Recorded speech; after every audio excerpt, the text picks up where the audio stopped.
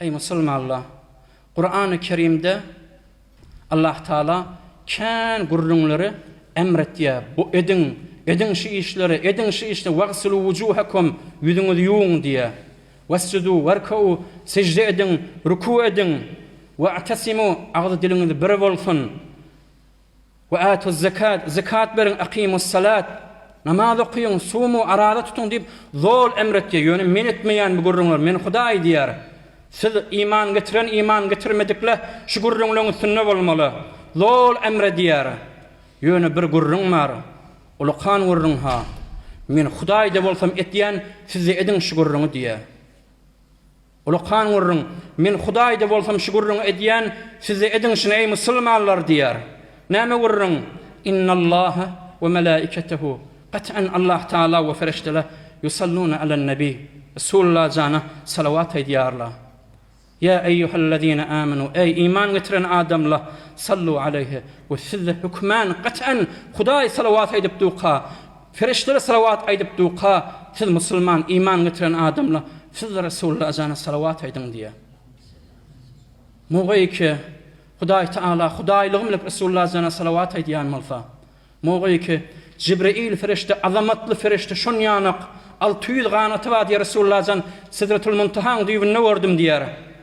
Cibril ferişte Resulullah cana salavat edýän bolsa, bir tariqy ola biziň wezifämizdir ýaşaýşymyzda Resulullah cana salavat bilen ýaşamaklyk. Hükmen ýaş aýtmaly bolýar. Hükmen kime? Kim şu adam? Bir gün mübarek Kur'an-ı Kerim açyp Kur'an okyp başlapdyr. İsa Peygamber öz ümmetine dua edýänna, o sefäne uranna, Musa Peygamber de öz ümmetine dua edýän. Aňarrakdan İbrahim Halilullah de öz ümmetine dua edýän. Kur'an ýafaqydany ümmeti diýip aglamany durupdyr Resulullah can. Allah Teala Cibril feriştäge aýdypdyr: "Ya Cibril, izhab ila Muhammed sallallahu aleyhi ve sellem." Ey Cibril, git Muhammed Peygamberiň ýazy men habibim, men mehbubim, men dostumyň ýanyna diýipdir. Allah Teala bilýär ki näme digini, saňa maňa ders bolsun diýip aýdýar. Git şoň ýanyna, şondan sonra nämeden şeýip aglaýaby diýipdir.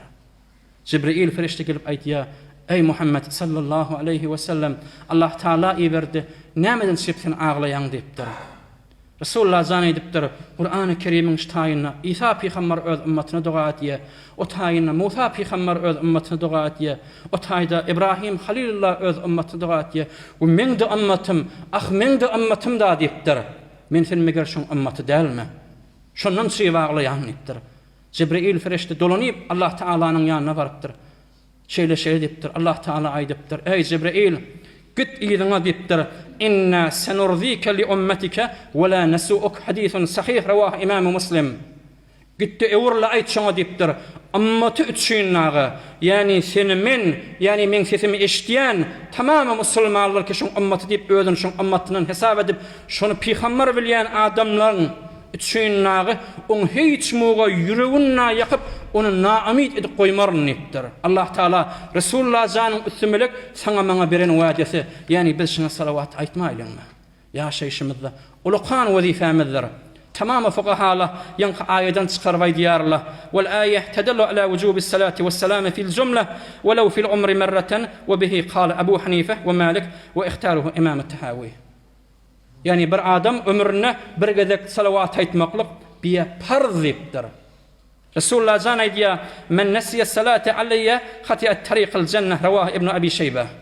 Her adam salavat iýermekli meni ýadyndan çykarsa jennetiň ýolyny hata düşen adamdy ýolyny ýalňyşdyran adamdyr diýipdir. Jennetiň ýolyny tapmar maňa salavat iýermeýän mohu diýipdir.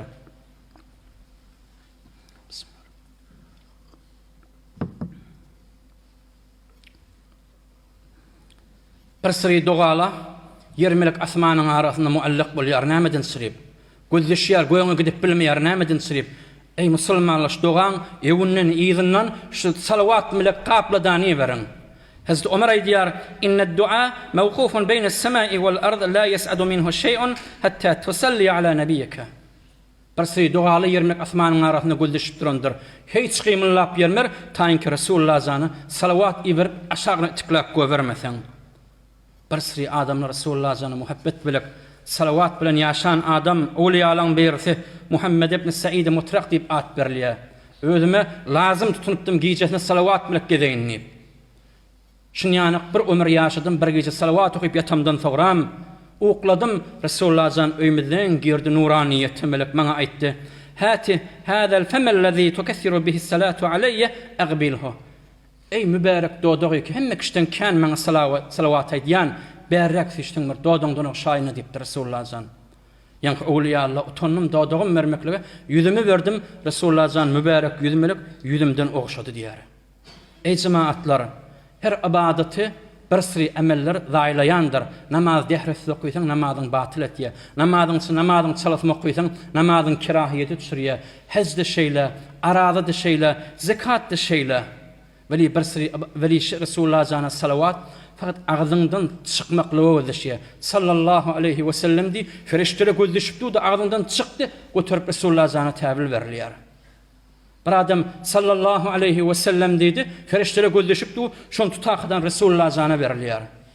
Bir siri ibadetlerden çyryp tamamı suratın, siratın kamil bolmaly. Fasık bol, oğru bol, tövbe nisip etmedik bol. Sen kimden aýtýar bu diýilmeýär ha? Şumat şahadete taqqal firgadym yaramaya. Veli sen her suratda bol, her siratda bol sallallahu aleyhi ve sellem di kimin ağzından çıktı diýilmeýär. Doğruca asmana göterilýär şu görünler. Yani menden çyryp, yani tövbe nisip etmedik de bolsa, hükmen salavatyň ornat söýleýin. Hükmen salavatyň ornat söýleýin. Resulullah zan ýany baýdýa ragima anfu rajulin zukirtu indahu falam yusalli aleyye. Ay yüzü gara bolsun nipdir. Yüzü gumasy kölsün ol bir adamyň kedipdir. Men mekanymda bolup, men jelesemde bolup, men adım eşitip diýipdir. Salawat aýtmaýar diýipdir. Ay yüzü gara bolsun şol adamyň diýipdir. Resulullah zanyň adyny bir taplawlarda görüňizde. Yerde yatan bolsa, mübareklap jüwimde salaýlyň. Bir siri kart çekimizde şunu Resulullah zanyň ady supermarkete Muhammed birdat ýazgylar. Ey şunu aýaň aşagyny oklamaýlyň, alyp şunu düze ep bermäýlyň. Şunu ýanyk atlar Resulullah zanyna muhabbet bolsa, hükmen bir siri adamlardan ruhaniýetime zatymy gaty fark eder.